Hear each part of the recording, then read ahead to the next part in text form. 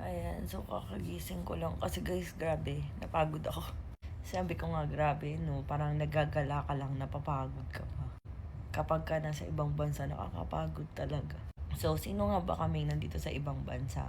Ako, syempre, asawa ko, dalawang yaya, dalawang baby.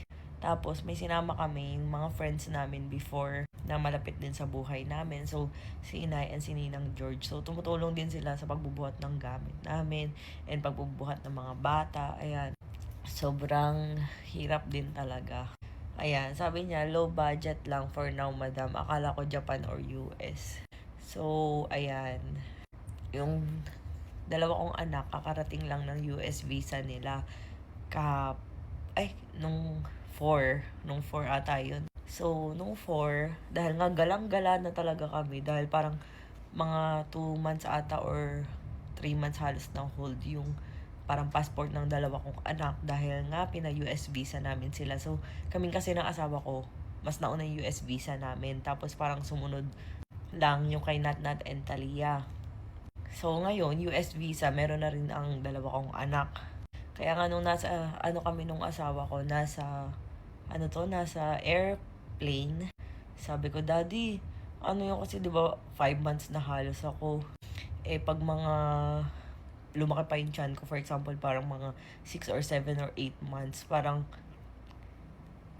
hindi na ata pwede mag-travel. Or pwede ata, kailangan lang nung parang sign na pinapayagan ka ng OB mo. So sabi ko sa asawa ko, Daddy, tara, US ka mo tayong 4. So ako, si Nat Nat, si Talia, and siya. And syempre, nasa tiyan ko. Ayan, sa birthday ni Nat Nat, inaaya ko siya na kaysa maghanda, mag-US na lang kami. So, napaisip siya, pero sabi nga niya na parang ang hirap na kami lang, ang layo-layo ng biyahe. Na parang wala kaming kasamang yaya or what. Hindi ba nga alam nyo guys na inasikaso rin namin yung visa ni ate, kaso nga lang, umalis na nga siya. And iniisip ko nga, parang ang hirap talaga dahil bukod sa malayong biyahe, hindi kami sanay doon. And first time, as in mahirap. Lalo na kaming 4 lang. Ngayon nga na nandito kami sa Taiwan, meron na kaming dalawang yaya and may nag-a-assist pa sa amin na dalawa, nag-extra buhat-buhat or assist-assist, ganyan, nakikibuhat din sa mga bata kasi nakakaawa din dalawang yaya, sila yung nagbubuhat. Kaya nga ako nakikibuhat din talaga ako sa mga bata kahit na may buhat din akong bata sa tiyan ko. So, bakit naman hindi daw Japan? So, unang-una kami lang ng asawa ko ang multiple sa Japan. And yung dalawa kong anak ay hindi naka-multiple. Ewan ko, nung pinaasikaso ko yung visa, yung sumisipa si Nathaniel. Nung pinaasikaso ko yung visa, kami lang ng asawa ko yung naging multiple. Tapos, 3 months lang yung kay Nat Nat. Di ko alam kung meron na ba si Talia Parang wala pa ata. Nung last Japan ko kasi, para kasama ko nun yung family ko, ganyan. Namimiss na nga nung asawa ko yung Wagyu dun, kaya nag-aaya ng Japan. Kaso, eto na nga. After namin itong Taiwan, if ever, baka mag-travel ulit kami ng isang lugar pa or ipaasikaso na namin yung Japan visa para umandar na. Kasi kapag nagpaasikaso ka ng visa, kukunin yung passport mo and wala ka na naman mata-travel kundi Pilipinas na naman. Kasi nga i-hold na naman yung visa. Ang alam ko pag sa Japan ata parang 2 months na naman yung parang asikaso ng visa. So kami ng asawa ko, pwede anytime. Dapat nga nung minsan kami sa snow yung pinost ko nung minsan. Kami kasi multiple, anytime maglabas-masok kami sa bansa, pwede. Yung asawa ko kasi, ayaw niya talaga mag-travel na hindi kasama si Nat Nat and Talia kasi mamimiss daw niya ng sobra. Hindi niya kayang malayo. So ako naman minsan, gusto ko sana i-try. Pero yun nga, yun yung decision ng asawa ko. So, nire-respect ko kasi baka pagdating namin dun sa abroad, mamiss niya bigla at mag-ayang umuwi. So, ayan, papaasikaso namin kapag katapos namin mag-Taiwan. And, so, hindi low budget ang Taiwan, no? Ano sinasabi mo? Magkano yung gastos namin, hotel pa lang at saka, hotel and yung pamasahe pa lang, nasa kulang-kulang 200,000 na rin agad. Plus yung mga binibili pa namin dito, yung mga ganun. Kaya, hindi mo masasabing low budget ang ang Taiwan. Mahal din talaga ang pamasahe at ang hotel. And yun, nakita niyo naman yung hotel dito. Dati kasi, nagpabook lang ako sa travel agency. And yung hotel namin parang face the wall, walang bintana, napakasikip, ganun. Pero yung hotel namin ngayon, nakita niyo naman, napaka-comfy. 3 yung kinuha naming room. Isa kay na Ate Den and Ate Andy. Isa dun sa dalawa namin kasama and isa sa amin mag-asawa. So, ayan, after nga nito, yun, hold na naman yung visa yung passport dahil nga ipapasikaso namin yung visa ng mga bata.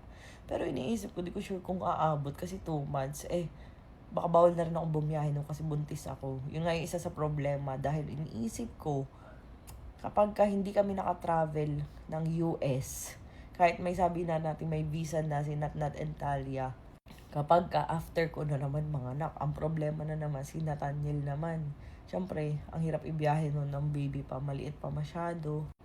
Ayan, nakakatakot ilabas agad ng bansa. And, magpapasikaso na naman ng visa. So, hindi ko na maintindihan. Alam mo yung galang-gala talaga. Gusto talaga namin. Lalo na yung asawa ko, sobrang namimiss niya yung Wagyu, yung steak. Kasi sobrang sarap talaga sa Japan. As in, kung may bansa na gusto namin balikan. Japan talaga. Dahil nga sobrang ganda talaga doon. Nakapunta na kami doon before. Yun nga, yun yung pinakang para sa amin, sobrang ganda talaga, sobrang sarap ng pagkain, may puro pagkain, ganun, yun. And ngayon, ang isa sa gusto pa namin balikan na bansa, na napuntahan na rin namin, is baka Singapore or Hong Kong, kasi nga, gusto kong isama yung mga bata, kasi si Ching Ching puro tawa na siya, ngayon na-appreciate na yung mga lugar, bagay-bagay, ganun. So, gusto kong isama si Ching Ching bago paasikaso yung visa ng Japan. So, depende. Inisip ko kung papaasikaso ko ba yung visa ng Japan, kung after 2 months pa nga lalabas yung visa kasi 2 months process na, iniisip ko kung aabot ba, kung pwede pa ba ako mag-travel nun. Kasi ang higpit nila sa buntis. Ngayon nga nililiitan ko yung tiyan ko sa sa immigration. Pero parang nakita pa rin, kilala nila kasi ako ng mga dito sa Pilipinas. Sabi nila, di ba buntis ka ma, may fill up na form. Kinabahan ako kasi nga wala akong parang request sa OB na parang okay lang na mag-travel ako. Kasi nga ang alam ko parang pag malaki na yung tiyan nun, parang ganun. So, eto nga, dami account kasi to. Ayan, ang tanong ko lang, ikaw ba meron kang pan-travel sa US or Japan? Or may passport ka man lang ba?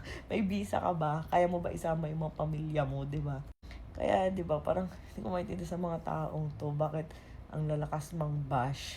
Manood na lang kayo sa kwento ng buhay ko. Kung talagang sobrang concerned kayo or sobrang invested kayo sa life ko. Grabe ng mga basher talaga. Gagawa ng dami account para lang matutukan ang aking buhay. So, para alam mo, eto masaya kami naggagala. para sa dami account na to. Nagtatago sa dami. Ayan, para alam mo, masaya kami ngayon. Ngayon lang ay medyo inaantok ako. Sobrang aga naming naggala kanina. Tanghali person ako talaga. So, natulog muna ako. And yung anak ko, ayang-aya dun sa tatay niya na maggala sa baba. Kaya, ayun, sabi ko sila na muna maggala dun sa baba. Panay pabili ng mga toys. Ayan. So, day 2 pa lang namin dito. Matagal-tagal ka pa mag-stock. So, ayan.